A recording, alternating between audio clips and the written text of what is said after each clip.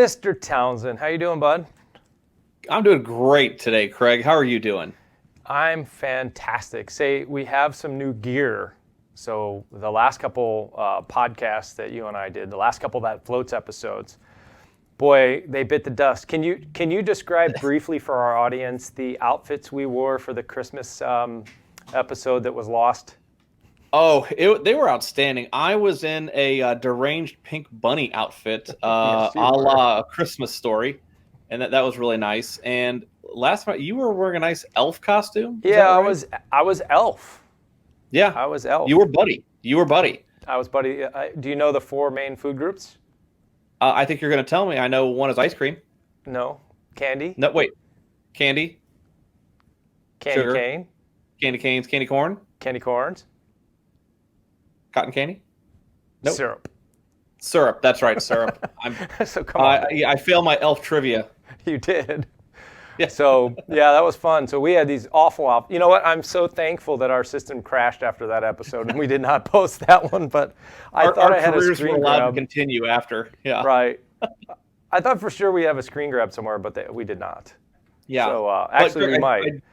I do want to point out, my outfit today, real quick. Kansas City football, Dave. What's that all about? Yes. My Chiefs won the Super Bowl last night, so a lot of celebrating going on here in the Heartland. That's in the Midwest. awesome. Congratulations. It's the Thank first you, time thank the you. Chiefs have won the Super Bowl since you were, what, 10 years old or something? Yeah, something like that. Yeah. Yeah.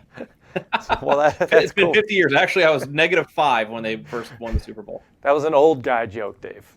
Exactly. Well, That hey, was an old your guy joke. Packers, beat Well, my Chiefs in the first Super Bowl you attended. I know. So Yeah, that's true. Hey, I've got a list of people who shouted us out on Twitter and Facebook and Instagram that I'd like to read off because I said if you're interested in this episode this week, holler at us and I'll shout you out. So I'm just going to go down the list as they came in. You okay with that? let's do it. All right. You won't know Renee Strauff. She's from Hayward, Wisconsin. Michelle Green, near and dear to my heart, my mother. Yeah. Of course, my mother's a podcast fan of That Floats. She's Our always friends sneaking into my DMs. she slides into your DMs. Always. She's gonna watch this and she's gonna say, "I don't even know what slides into the DMs mean," and she's gonna That's what she Google tells that. you. It's That's gonna what she be- tells you. All right, it's enough of my mom, Dave. Stop.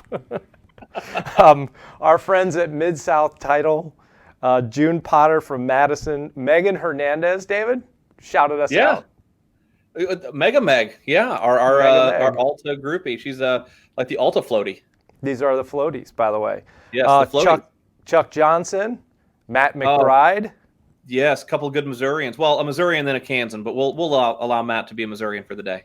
I mean, there's really no difference between Missouri and Kansas. Oh. Right? I mean, you're up to speed on President Trump's snafu tweet. Maybe you're Yeah, not. exactly. But we don't So- talk politics on this. We don't talk politics on this because we may or may not be on the opposite sides of the political spectrum. Well, and we don't want to alienate anybody. That's true. We just want to alienate everyone. Everyone, yeah. Casey Tompton from the great state of Wisconsin. He happened to be the person that submitted the one of the first videos we did on what was it, Wilbur the dog or something like that, Yeah. where the condo. Seymour. Seymour, that's what it was. Good memory, Yes, Dave. he's a platinum floaty. He's a platinum floaty. That's a good one. We have Joe different Powell. tiers, Craig, of floaties. That's right. Joe Powell. You remember Joe? Title lawyer Joe. There he is. Brian Pittman from the great state of Texas. Probably Yes. my favorite floaty right now. Maybe we have others that Did he send you some brisket or something? he always sends me brisket. There Amy you go. Tankersley, Dave. Amy.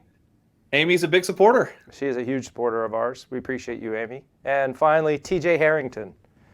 Oh, TJ. Yeah, he writes sometimes some very inappropriate and questionable fan mail that I get. Yeah. Yeah. Is that the attachments that we had to block? Yeah. Yeah, I remember that. Mhm. So Yeah, Dave, we really today can't talk about that. let me ask our producer a question. How many minutes are we in? I don't know. I don't know. We can cut this out. Yeah, we're good. Dave, did you bring another shirt so we can do another episode? I'll just take this off and put my vest on. There you go. I'll just put my vest on over this. I'll just It'll be edit all right. all this out. I'll just edit all this out. Yeah, So I have my Dave- Milwaukee shirt. Actually, I'm wearing a Milwaukee shirt under this. That'll work. We'll cut all this out, come back with the next episode with you in a Milwaukee shirt. I'm so happy you have that shirt underneath and you didn't just flash me with whatever that said. All right, here's what we figure we owe some content here, Dave. So Yep. Today I want to tell you a story, something that happened to me on a title claim. Okay. This isn't an ordinary title claim, Dave. This is one of the easiest title claims to reject. And that's because in some of our states, they're called a letter report. Some of our states, they're called an O&E. Some are called a one-owner search. It's the down and dirty, go to the records, tell us briefly who owns it, what it appears their monetary debts are on the property, taxes, mortgages, lien judgments, and that's it. No title insurance, don't have to get you pesky underwriters involved. It's a down and dirty report. Familiar with those? Yeah, very familiar. And tell me about what you think as far as the liability, because ours in certain states, they may be different, I'm assuming?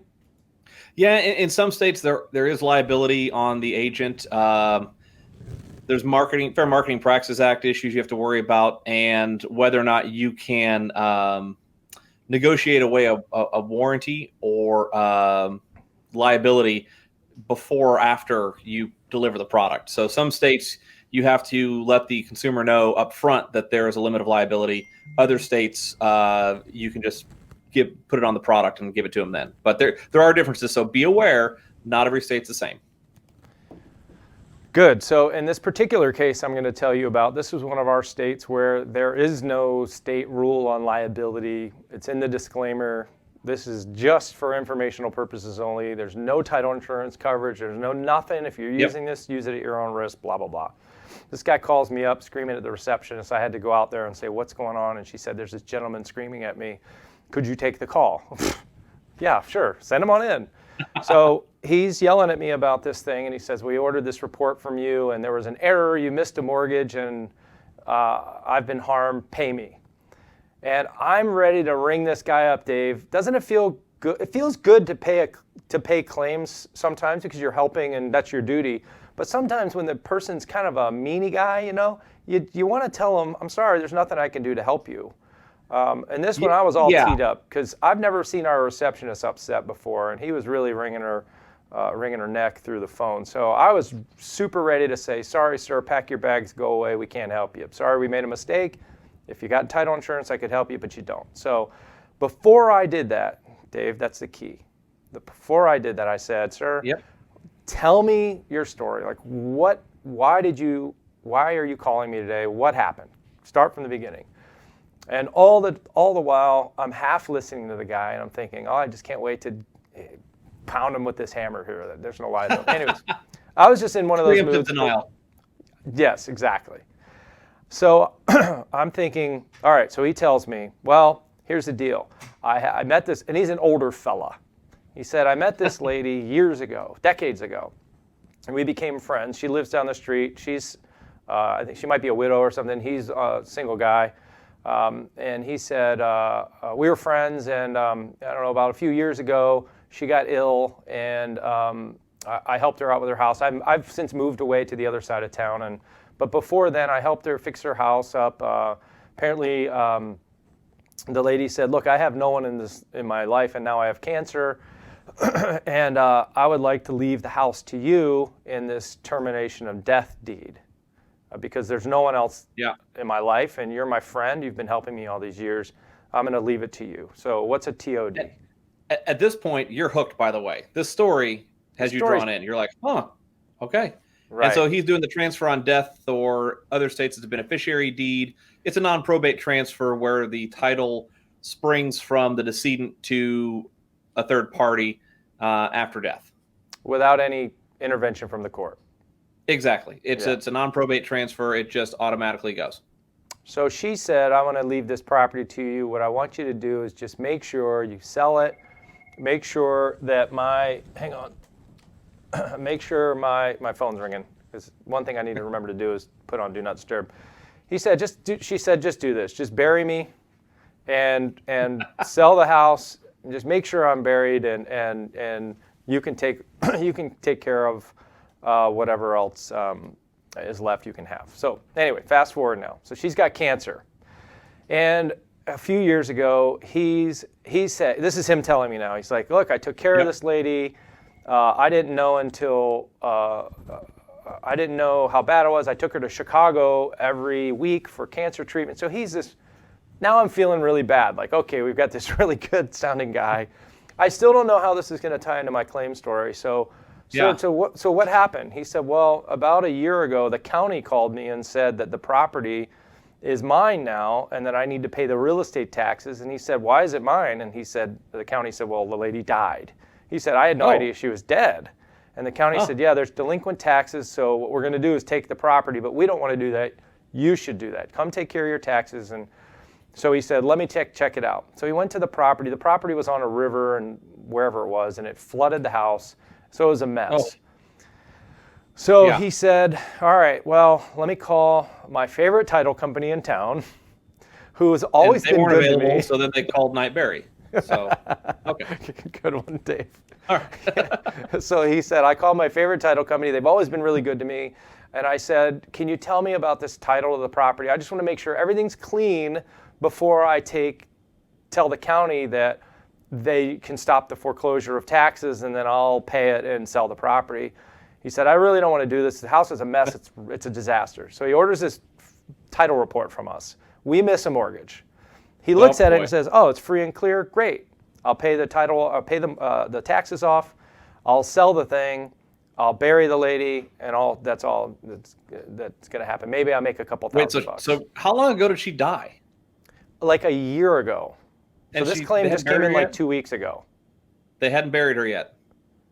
No. I mean, she had. Well, Craig, I don't this know. sounds like murder. I don't know that. Obviously, she must have been buried.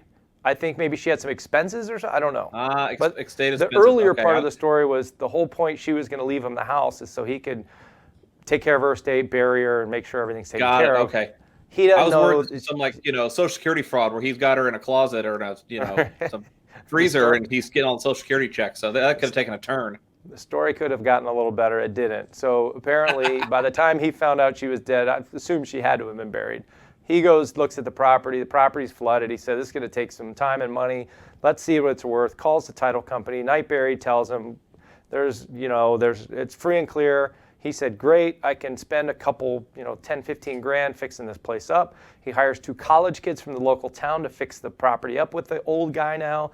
They get it sellable. They put it on the market for sale. They sell it. Knight Berry does the title the second time. This time the title insurance policy. We find the mortgage, show it. Boy. The balance is $5,000. Oh, no. And guess what the proceeds on the property of this guy was? $5,000. $5,000. I think the house sold for like $18,000. It was just a really rundown thing. Anyway. Yeah. So he ends up losing $1,000. He had to come to closing with $1,000 in order to sell this thing. So he's like, that's my story. And I said, you've befriended this lady. You agreed to help her wind down her estate. The county loves you because you paid some delinquent taxes. They didn't have to take the property back. You've hired 2 college kids, fixed it up. The local title company screws up the deal. So I stroked a check for $1,000. How fast did you get the checkbook out there? As fast as I can email accounting. Please mail Wilbur a check for $1,000 and code it whatever you want. This is not a title insurance claim, but yes. And now I can understand why he was all jacked up on the phone with me, or with our receptionist, and then with me. And the guy did such a nice thing for a year on this property, working. He was a good Samaritan, and he was doing all this out of the goodness of his heart. And but for the negligence of Knight Berry, he could have been destitute and penniless on his own. I mean, all the guy wanted was just to help her out, and if there's a couple bucks at the end, great. Right? He's in the tail end of his life too, assuming from his voice and crotchetiness. So that's horrible.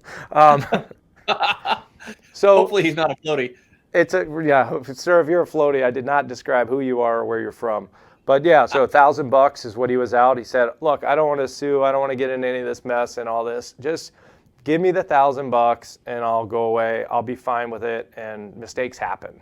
I said, easy enough. So we mailed him a $1,000 check. So if you out there have a story like that, or something to where you paid a claim, or a claim story, or something where ultimately you probably wouldn't have normally done that, send it on in. show@thatfloats.com. David, what do you have on liability and claims? Anything this week?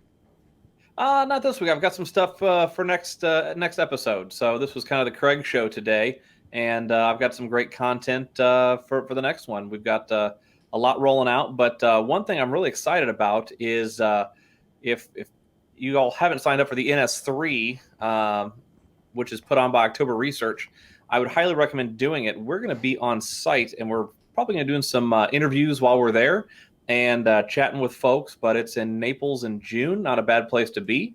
Highly recommend hitting that, but also Alta Springboard in March. So we'll be there with our cameras, but the NS3, make sure you sign up. Registration's open for that, and also for Alta Springboard. But you'll be able to see us there, and floaties, we'll maybe have some gear for you. You never know. So, David, when you say gear for them, I think I know what you mean. It's brilliant, and especially considering we'll be in Naples.